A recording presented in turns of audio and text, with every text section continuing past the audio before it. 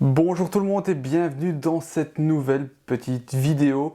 Aujourd'hui on va parler de cette année 2023 et surtout ce qui va arriver en 2024. Avant de commencer vraiment cette vidéo, je tenais à vous souhaiter une très bonne année 2024, que celle-ci soit riche en photos mais surtout avec une bonne santé.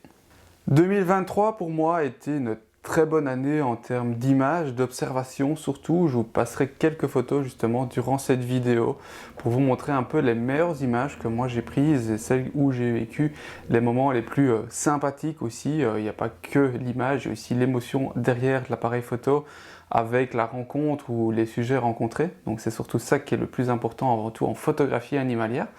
Et on va parler un petit peu aussi de ce qui va arriver sur la chaîne durant 2024, comment je vois l'avenir de cette chaîne YouTube, parce que ben oui, il y a beaucoup de changements qui s'opèrent au point de vue des réseaux sociaux, au point de vue du type de contenu qu'on doit proposer aux abonnés, mais également aux futurs abonnés. Donc voilà, je vais un peu changer certaines choses.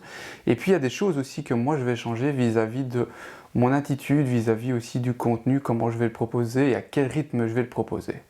Durant cette année 2023, j'ai pu sortir proche de chez moi. J'ai quand même fait une ou deux escapades à la côte belge pour changer un peu d'air et photographier autre chose que du mammifère forestier. J'avais envie de faire un peu des oiseaux là-bas, donc j'ai fait du hibou des marais, j'ai pu refaire quelques tourne-pierres que j'avais pu suivre, mais surtout aussi j'ai pu photographier le phoque que j'avais qui a été un moment assez sympathique parce que c'était aussi un peu une journée particulière. On n'avait pas eu de neige l'hiver passé en Belgique.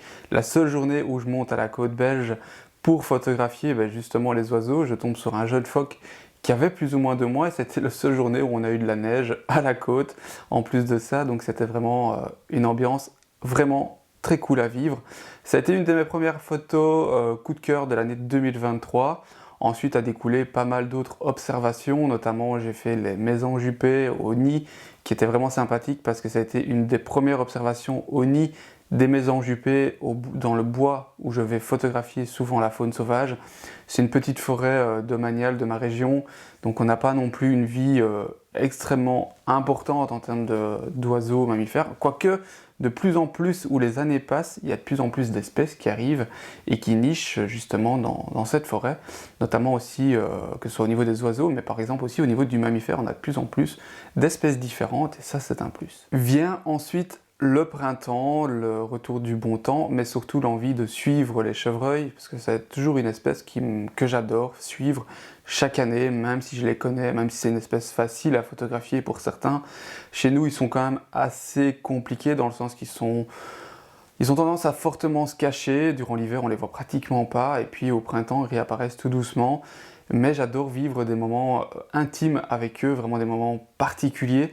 Et ça a été le cas cette année 2023 où j'ai pu vraiment suivre deux petits, des jumeaux du même portée. Et chaque année, en fait, cette maman, elle fait de toute façon des jumeaux, donc c'est vraiment fun. Et cette année, ça a été vraiment particulier, dans le sens où j'ai commencé à les suivre en les observant de loin, via la tente à fût, etc.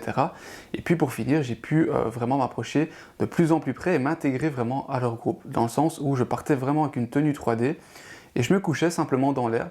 Les petits m'acceptaient facilement, pourquoi? Parce qu'ils sont peu farouches, et pour finir, la maman a commencé aussi à m'accepter de plus en plus, en tout cas à sentir ma présence dans la zone.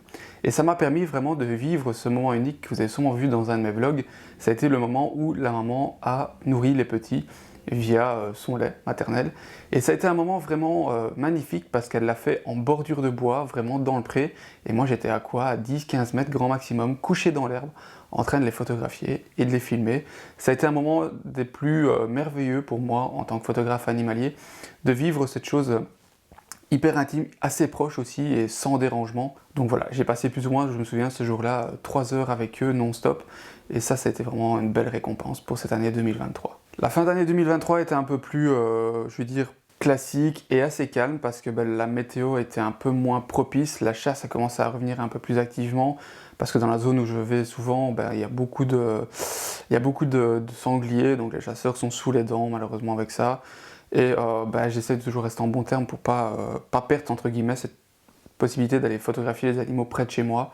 Donc voilà, je suis malheureusement obligé d'accepter ces conditions, même si ça ne me plaît pas toujours, mais voilà. j'ai pas le choix. Donc je suis un peu moins sorti durant cette fin d'année 2023, moins de sorties, puis la météo était vraiment capricieuse, entre les pluies, les tempêtes, le vent, c'était pas possible de sortir. Donc j'ai fait quelques sorties aux oiseaux pendant les seuls jours où il faisait bon. Et voilà comment j'ai clôturé cette année 2023, avec pas mal d'images quand même, pas mal d'émotions, etc. Parlons de l'avenir sur cette chaîne YouTube, parlons de 2024, qu'est-ce qui va changer?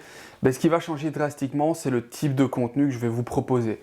Sur YouTube, pour l'instant, je proposais une vidéo plus ou moins toutes les 2 semaines, voire un mois. J'essayais de sortir au moins par mois 2 vidéos. Parfois, c'était des bonnes vidéos, parfois c'était des moins bonnes vidéos. Et du coup, l'audience était un peu différente. J'essayais toujours de sortir du contenu pour faire du contenu. J'avais pas envie. Et j'avoue que j'ai un peu saturé. Je vais revoir la façon de faire les choses. Notamment, comme vous le savez, je suis en train de tester le RF200-800 à 100%. Ça fait un mois que je l'ai jusqu'à fin du mois. À chaque fois qu'il fait plus ou moins correct au niveau du temps, j'essaie de sortir. J'ai justement été à la côte pour tester cet objectif. J'ai fait des photos au lever du jour, j'ai fait des photos en bordure d'étang pour vous montrer aussi en bonne condition de lumière ce qu'il peut donner. Enfin voilà, vous verrez ça dans la vidéo que je dois encore tourner. Donc elle sortira plus ou moins fin du mois. Je vous demande un peu de patience par rapport à cette vidéo justement. Mais voilà, ça montre que le contenu que je vais créer plus tard va être dans le même type. C'est-à-dire que je vais, pour tout ce qui est grosses vidéos, avec du test matos ou du vlog où je vous emmène vraiment à 100% dans l'animalier, ça va prendre plus de temps. Pourquoi? Parce que ça va dépendre clairement des observations, des sujets que je vais pouvoir photographier. Du coup, ça demande plus de temps pour créer du bon contenu. Donc voilà, il y aura de grosses vidéos qui sortiront sur la chaîne toujours, mais à un rythme différent, peut-être 1 mois, 2 mois parfois avant d'avoir une vidéo. Mais entre-temps, je vais vous proposer de faire des petits shorts. Donc je vais créer du contenu plutôt court, donc des vidéos qui feront 30, 40, voire 1 minute grand maximum, au format short. Donc voilà, il y aura toujours du contenu, mais un peu différent pour quand même apporter aussi des nouveaux abonnés sur la chaîne et aussi de satisfaire un peu tout public, parce que les jeunes ont tendance à regarder un peu plus les shorts, on va pas se le cacher. Donc voilà, il y aura ça sur YouTube, mais aussi sur Instagram, les deux seront disponibles, comme ça vous pouvez les voir en double si vous le souhaitez. C'est un peu comme ça que je vois l'avenir 2024 sur la chaîne YouTube. J'ai envie de prendre plus de temps pour faire du contenu, le faire plus professionnellement, plus propre aussi, et aussi prendre un peu plus de temps pour moi et moins stressé vis-à-vis des réseaux sociaux, je ne vais pas vous le cacher, et prendre le temps de faire des images pour moi, vivre les émotions comme j'ai envie, et plus faire du contenu pour faire du contenu. Au point de vue du test matériel sur cette chaîne YouTube, ça va être un peu différent parce que comme vous le savez, je travaille exclusivement avec Canon, Belgique et Tragopan. Donc hormis tester du matériel camouflage et tester des appareils photo objectifs de chez Canon, je ne teste pas d'autres produits. J'avais commencé avec Fuji, mais j'ai arrêté clairement. Pourquoi? Parce que je ne voyais pas d'avenir sur ces boîtiers-là en termes de photographie animalière. Pourquoi? Parce qu'au niveau objectif, ils sont trop limités. Et commencer à vous proposer du contenu avec des bacs tierces, j'ai pas envie. Et tous les objectifs que eux ont dans leur gamme, c'est que de la gamme pour faire du paysage, du portrait ou mariage. Donc rien à voir avec l'animalier, hormis le 150-600 et le 100-400, ils ont rien. Aussi le 200 f2, mais qui est beaucoup trop court pour moi, clairement. Travaillant avec un 402.8 et parfois jusqu'à 800 mm 5.6, je ne savais pas travailler avec ce genre d'objectif. En tout cas, pas dans ma pratique photo. Nikon, Sony, j'ai oublié clairement parce qu'ils ne répondent pas, ils ne veulent pas prêter de matériel, c'est assez compliqué au niveau marketing chez eux, et les magasins ne prêtent pas de matériel en Belgique. Donc je dois le louer, je dois l'acheter, et j'ai pas envie de dépenser des sommes folles pour juste créer du contenu, puis renvoyer les produits, c'est pas mon délire. Donc voilà, je travaille avec Canon. De toute façon, le but de cette chaîne YouTube, c'est de vous parler surtout de nature et d'animalier, et donc le but, ce sera de faire des vlogs animaliers. Donc on va continuer sur cette lancée, et on verra un peu ce que 2024 a à m'offrir.